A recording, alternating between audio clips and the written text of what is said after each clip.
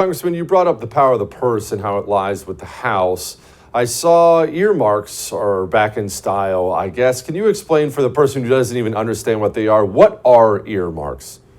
Well, earmarks are when a congressman, instead of going through the normal competitive, merit-driven based system, simply designates how money is going to be spent and to whom it's going to be given.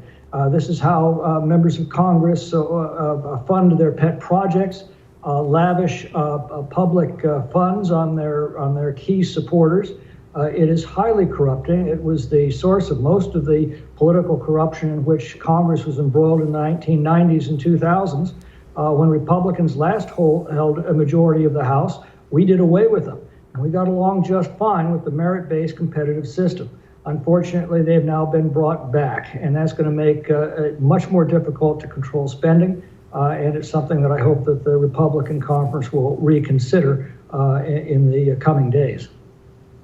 Why would we bring it back? I'm not under the impression that the GOP has been fiscally responsible for quite some time. They spend way too much money, too. Obviously, Democrats spend more. But why would the GOP, supposedly the fiscally more responsible party, why would they bring it back? It makes no sense. Who's calling for this? The argument is, well, this is just Congress fulfilling its fiscal role as the controller of the purse.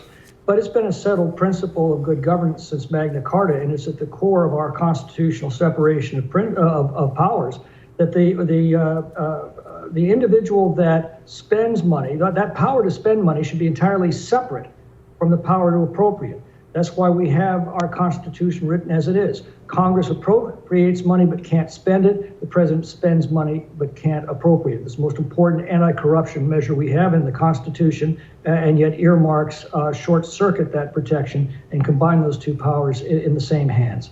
Why do they do it? Well, a lot of them will say, well, I just don't trust the administration, the unelected bureaucrats to spend the money instead of me. And the answer to that, of course, is if you don't trust them to spend the money, don't give them the money.